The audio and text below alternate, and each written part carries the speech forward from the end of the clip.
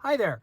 I'm the Reverend Chris Barber, and I am on the Academy of the New Church Secondary Schools pastoral team, just reaching out with a few reflections from the Word for today.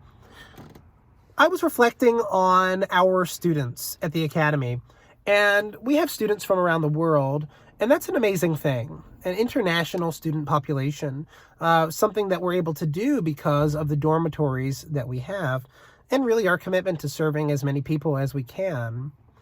And because we have people from around the world and from around the country, that means that our students, you are not having all the same experience of social distance, quarantine, lockdown, stay at home, safe at home, whatever it is that you're calling it.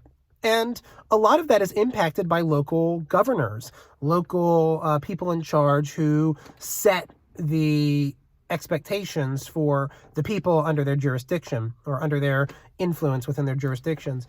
And that is something that brought me back to my favorite book of the doctrines, which is the New Jerusalem and its Heavenly Doctrine.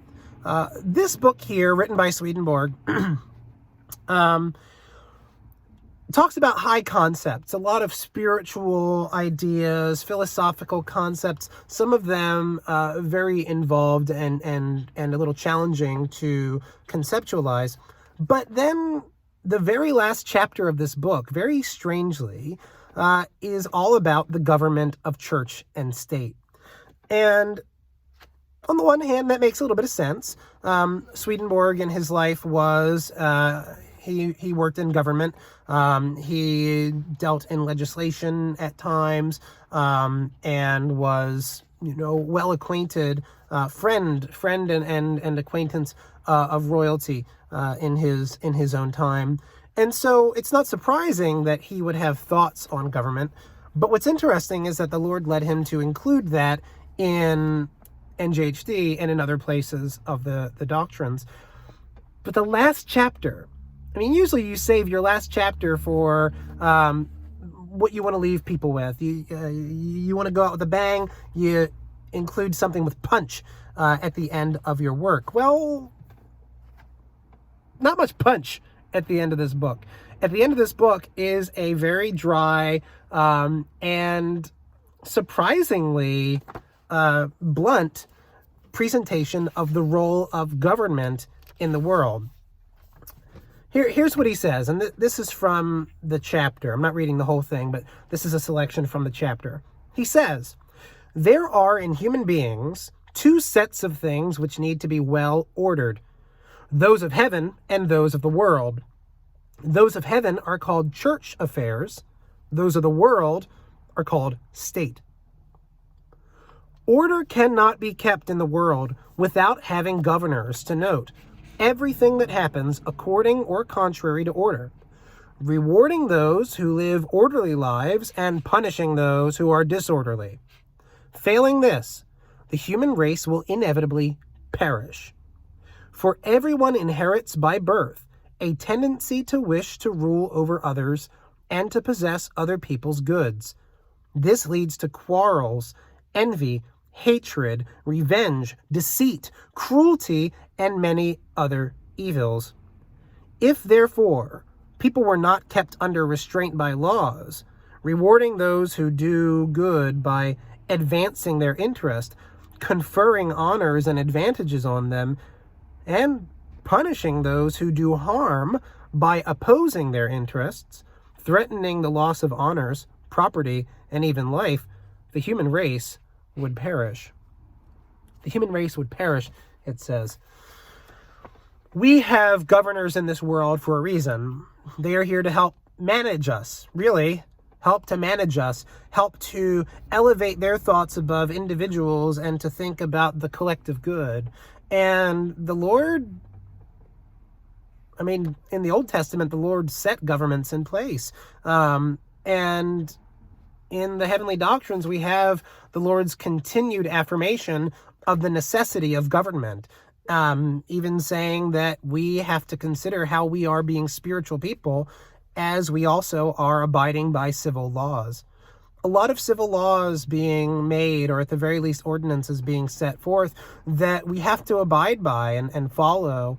And how we respond to those really should be something that we're examining. Are we honoring the role of government in the world? Are we abiding by civil laws and expectations that are being made? Doing that is something that, well, the Lord asks us to do. A little fascinating, the way this ends. This book, the very last thing in this book, after this, it's blank pages. The very last thing this book has to say is a king, or a ruler, at the time he was dealing with kings, a king must be obeyed in accordance with the kingdom's laws, and he must not be harmed in any way by word or deed. For on this, the safety of the state depends. The end. Such a fascinating thought. I know there's a lot of tension right now for folks around government and its role, and is it overstepping, or is it not doing enough? We're asked by the Lord, recorded in the doctrines, we're asked by the Lord to abide by the laws of our world, to abide by the laws of our governments, and not to do things in word or in deed that harm our leaders. That doesn't mean that you have to agree with everything. I certainly don't agree with everything. We don't have to agree with everything, but we do need to find ways to be orderly within the systems that are in place. There's a can of worms there that I don't quite want to get into, especially so far as, like, what do you do when a government has something immoral going on? This book talks about how sometimes governors are corrupt, and sometimes governors do make decisions that harm people. And the general principle remains that we need to abide by the laws and expectations that are set forth by our governors. Such a strange thought that this book would end it on, especially when it started with such high concept spiritual ideas.